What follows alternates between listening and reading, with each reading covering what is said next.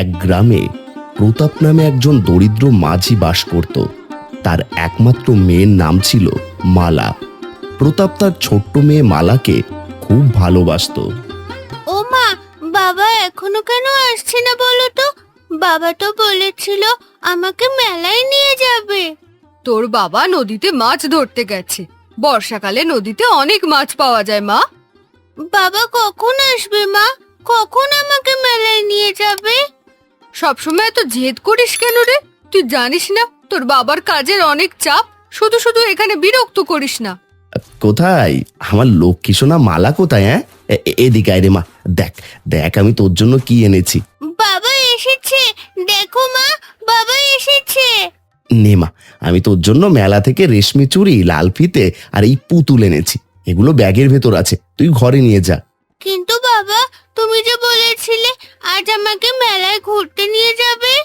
না রে মা, তোকে নিয়ে মেলায় যাওয়া যাবে না। চারিদিকে বন্যার পানি, বন্যার পানি পেরিয়ে মেলায় যাওয়া একদম উচিত হবে না। এই লাই দিয়ে মেয়েটার মাথা তুমি খাচ্ছ। যা তো ঘরে যা, ঘরে গিয়ে চুপচাপ বসে থাক। মেলায় যাওয়ার কোনো দরকার নেই। দেখলে বাবা, মা সব সময় আমার সাথে খারাপ ব্যবহার করে। খবরদার গিন্নি, আমার একটা মাত্র মেয়ে, ওর সাথে তুমি এভাবে কথা বলবে না। লক্ষ্মী সোনা আমার, কথা দিচ্ছি আমি তোকে ঠিক মেলায় নিয়ে যাব।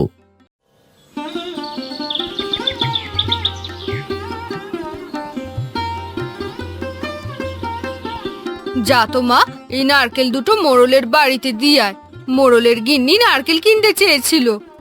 না মা, ওই বাড়িতে আমি যাব না। মোড়লের গিন্নি ক্যাটক্যাট করে কথা বলে। আহা, অত কথা বলার কি দরকার? তুই যাবি আর আসবি।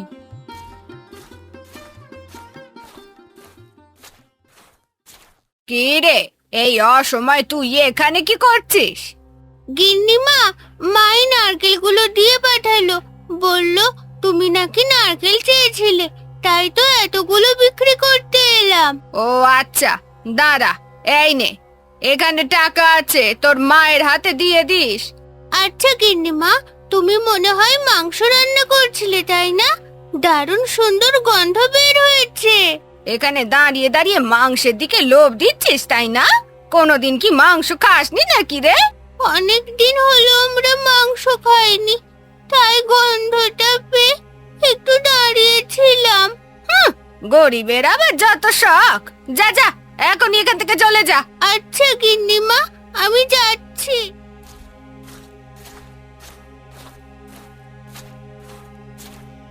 কি হয়েছে রে মা? তুই এভাবে কাঁদছিস কেন? মোড়লের বাড়িতে কিছু হয়েছে নাকি? না মা, কিছুই হয়নি। আচ্ছা আমাকে বলো তো মা, সৃষ্টিকর্তা আমাদের কেন এত গরিব করে পাঠিয়েছে? আহা, কি হয়েছে বলবি তো। আজ মোড়লের গিন্নি আমাকে খুব অপমান করেছে। উনি মাংস রান্না করছিলেন, আমি একটু দাঁড়িয়েছিলাম। বলেছেন আমি নাকি মাংসের দিকে লোভ দিচ্ছি।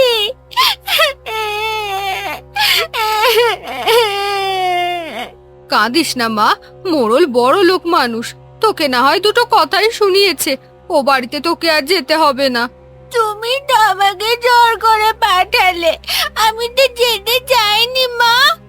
আমি ভুল করেছি, তুই কাঁদিস না মা। আর কদিন পরেই তো তোর জন্মদিন। আমি তোকে নিজের হাতে মাংসের ঝোল রান্না করে খাওয়াবো। সত্যি তুমি আমাকে মাংসের ঝোল রান্না করে খাওয়াবে?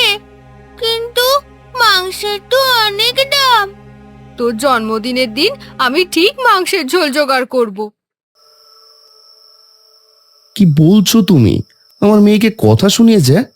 আমি এখনই যাচ্ছি মোড়লের বাড়ি। মাথা গরম করো না, ওরা বড় লোক মানুষ।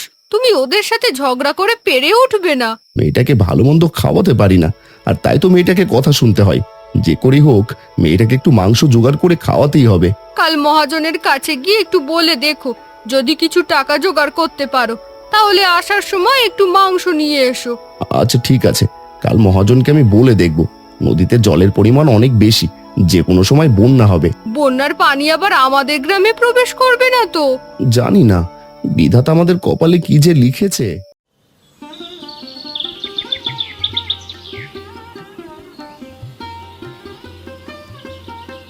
রে প্রতাপ, কিছু বলবি না কে? কাজ বাদ দিয়ে এখানে কি করছিস? মাছ ধরতে যাব মোড়ল মশাই। বলছি, আজ যদি আমাকে কটা টাকা বাড়িয়ে দিতেন, আমি না হয় মাছ মেরে পুষিয়ে দিতাম। কেন, বাড়তি টাকা দিয়ে তুই আবার কি করবি? আর বলবেন না মোড়ল মশাই, মেয়েটা আমার কদিন ধরে মাংসের ঝোল খেতে চাইছে। উফ, তোদের নিয়ে আর পারি না, সারাক্ষণ শুধু খায় আর খায়। এত খাই খাই করলে জীবনটা চলবে কি করে বলতো? বাচ্চা মেয়ে মোড়ল মশাই, এখনো দুনিয়ার কিছুই বোঝে না। দয়া করে আমাকে ফিরিয়ে দেবেন না। আজ আমি বেশি পরিশ্রম করব, অনেক মাছ মারবো। বা আমাকে কটা টাকা বাড়িয়ে দিন। আচ্ছা আচ্ছা, ঠিক আছে, আর তা না হয় দেখা যাবে। যা, তুই নিতাইকে নিয়ে মাছ মারতে যা। কি রে নিতাই, সেই সকাল থেকেই দেখছি আজ তুই একেবারে চুপচাপ হয়ে আছিস। আজ আমার মনটা ভীষণ খারাপ গো প্রতাপ দা। কেন রে, তোর আবার কি হলো? এই কদিন ধরে মেয়েটার ভীষণ জ্বর। কত কবিরাজ দেখালাম, জ্বর কমছে না। এই শহরে গিয়ে ভালো ডাক্তার দেখাতে হবে। শহরে তো অনেক ভালো ডাক্তার আছে, একবার দেখিয়ে আনলেই তো হয়। কি যে বলো তুমি, শহরে ডাক্তার দেখানোর অনেক খরচ, অত টাকা আমার কাছে নেই। আচ্ছা বাবা, ঠিক আছে, এখন মন দিয়ে মাছ মার, কিছু একটা ব্যবস্থা ঠিক হয়ে যাবে। কিরে, আজ তোরা দুজনে কটা মাছ মেরেছিস? আমাকে হিসাব দে দেখি, তাড়াতাড়ি বাড়ি ফিরতে হবে। আকাশের অবস্থা একদম ভালো না। আমি 13টা মাছ মেরেছি মোড়ল মশাই। আচ্ছা ঠিক আছে, 13টা মাছের দাম আমি দিয়ে দিচ্ছি। ও মোড়ল মশাই, আমাকে দয়া করুন, কটা টাকা আমাকে বাড়িয়ে দিন না গো। আমার মেয়েটার খুব জ্বর, শহরে নিয়ে গিয়ে ভালো ডাক্তার দেখাতে হবে। তোরা কি পেয়েছিস বলতো? আমি কি টাকার গাঁচ পুঁতে রেখেছি নাকি? আমি কোনো বাড়তি টাকা দিতে পারবো না। আমি 20খানা মাছ মেরেছি। এই নে, এই তোর টাকা, আর তোকে 100 টাকা বাড়িয়ে দিলাম। সকালবেলা তুই আমার কাছ থেকে 100 টাকা ধার চেয়েছিলি। আপনাকে অনেক অশেষ ধন্যবাদ মোড়ল মশাই। সকালবেলা মোড়ল মশাইয়ের কাছ থেকে 100 টাকা ধার নিয়েছিলাম, মেয়েটাকে একটু মাংসের ঝোল খাওয়াবো। টাকাটা তুই রাখ, তুই বরং তোর মেয়েটাকে ভালো একটা ডাক্তার দেখা। তুমি আমাকে টাকা দিচ্ছ গো প্রতাপ দা, কি আর করব বল। আমার মেয়ের মাংস খাওয়ার চাইতে তোর মেয়ের বেঁচে থাকাটা বেশি জরুরি। আর দেরি করিস না, কালই ডাক্তারের কাছে নিয়ে যা। বিধাতা তোমার মঙ্গল করুক গো। ঝুমার মালা রান্নাঘরে বসে গল্প করছিল। ও মা, কাল তো আমার জন্মদিন। তুমি তো বলেছিলে বাবা আমার জন্য জন্মদিনে মাংস নিয়ে আসবে। হ্যাঁ রে, আমি তোর বাবাকে বলেছি তোর বাবা মাংস নিয়ে আসবে। কি মজা, গরম গরম ভাত আর মাংসের ঝোল খাবো, ভাবতেই ভালো লাগছে। জানো মা, আজ স্কুল থেকে ফেরার সময় শুনলাম আমাদের নদীর বাঁধ নাকি ভেঙে গেছে আর বন্যার পানি গ্রামের ভেতরে ঢুকছে। এ কি বলছিস তুই? এই খবর আমাকে আগে বলিসনি কেন? এটা তো অনেক বড় দুঃসংবাদ। হ্যাঁ মা, আমাদের গ্রামে বন্যা হবে, তখন আমরা কোথায় থাকবো মা? আমাদের ঘরটা তো এমনিতেই অনেক নিচু। চিন্তা করিস না, নিশ্চয়ই কোনো একটা উপায় ঠিক বের হবে। ওগো, মেয়েটাকে এখন কি বলবো বলো? ও তো আশা করে বসে আছে কাল তুমি মাংস নিয়ে আসবে। কি যে করব কিছুই বুঝতে পারছি না। নিতাইটার মুখ দেখে এত খারাপ লাগলো, 100 টাকা দিয়ে দিয়েছি। তা তুমি খুব ভালো কাজ করেছো। মেয়েটাকে তো ডাক্তার দেখাতে হবে। আমাদের মেয়ের মাংস দিয়ে ভাত খাওয়ার চেয়ে ও ডাক্তার দেখানোটা অনেক বেশি জরুরি। এক কাজ করি, আজ নৌকা নিয়ে রাতের বেলা বের হই। যদি কিছু মাছ ধরতে পারি তাহলে মাংস কিনতে পারবো। না না, চারদিকে বন্যার পানি, আমি তোমাকে বের হতে দেব না। যদি তোমার কিছু হয় আমি নিজেকে ক্ষমা করতে পারবো না। আহা, এত ভয় পেলে কি করে হবে? আমি যাবো আর আসবো, তুমি মেয়েটাকে কিছু বলো না। আমি নৌকা নিয়ে রাতে বের হব। মেয়েটা আমার আশা করে আছে মাংসের ঝোল দিয়ে ভাত খাবে। সেদিন রাতে প্রতাপ নৌকা নিয়ে একাই নদীতে মাছ ধরতে বের হয়, কিন্তু অনেকক্ষণ পরও কোনো মাছ পায় না।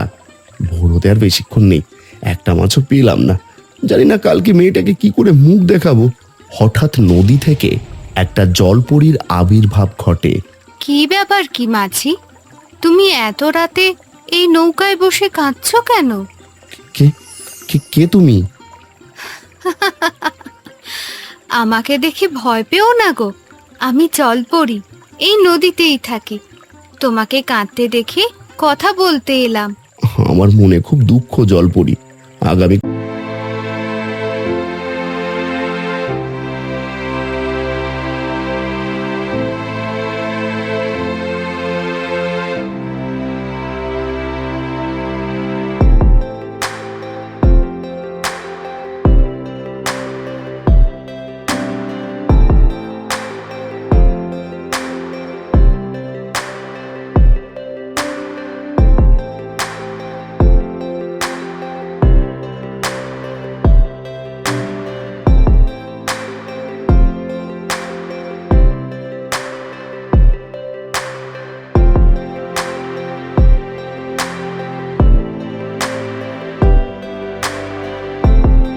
করে বড় বড় মাছ উঠে আসে। এ কি, এত মাছ! আমি তো আমার চোখকেই বিশ্বাস করতে পারছি না জলপরি। এত মাছ কি করে পেলাম? এগুলো বিক্রি করলে তোমার মেয়ের জন্মদিনও হবে আর কয়েকদিনের সংসারও চলবে। তোমাকে তোমাকে অসংখ্য ধন্যবাদ জলপরি। তোমার এই উপকার আমি কোনোদিনও ভুলবো না। জলপরি হাসতে হাসতে নদীর জলে মিলিয়ে যায়। পরের দিন সকালে প্রতাপ মাছ বিক্রি করে মাংস, চাল, মিষ্টি ও কিছু ফল কিনে বাড়ি ফিরছে।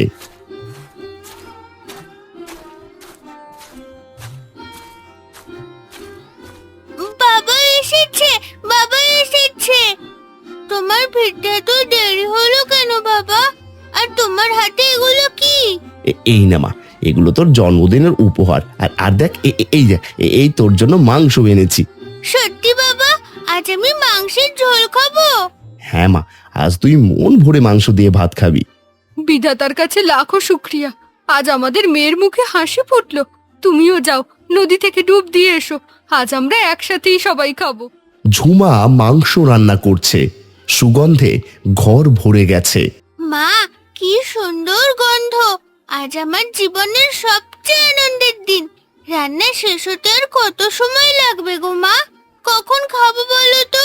একটু অপেক্ষা কর মা, রান্না হয়ে গেলেই সবাই একসাথে খাবো। কি গো, তোমার রান্না হলো? খিদে তো পেট একেবারে চোচো করছে। আর কি সুন্দর গন্ধ বের হয়েছে গো। হ্যাঁ বাবা, আজ তরকারিটা দারুণ মজার হবে। আচ্ছা, তুমি এত টাকা পেলে কোথায় বলো তো? বন্যার মধ্যে এতগুলো মাছ কিভাবে পেলে? আমি এতগুলো মাছ পাইনি গো, একজন আমাকে উপহার দিয়েছে। কি জানতে চাও তুমি? কে তোমাকে মাছ উপহার দিয়েছে বাবা? শোনো তাহলে, এক আশ্চর্য ঘটনা। আমি আজ একটা মাছও পাইনি। যখন খুব কাঁদছিলাম, তখন একটা জলপরীর উদয় হলো, আর সে আমাকে এতগুলো মাছ উপহার দিল। সেগুলো বিক্রি করেই তো এই মাংস আর ফলমূল নিয়ে এসেছি। এ কি বলছো তুমি? জলপরি তোমাকে এতগুলো মাছ দিল? হ্যাঁ গো হ্যাঁ, যা করেছে সব জলপরি করেছে। এখন খেতে দাও দেখি, খিদেই খুব একবারে পেট জ্বলে যাচ্ছে, বুঝেছো? দাও দাও দাও, তাড়াতাড়ি খেতে দাও। বাবা, আমরা সবাই মিলে একদিন গিয়ে সেই জলপরীকে ধন্যবাদ দিয়ে আসবো। যে সব সময় অন্যের উপকার করে, সৃষ্টিকর্তা কখনোই তাকে নিরাশ করেন না। প্রতাপ হলো তার জলজ্যান্ত প্রমাণ।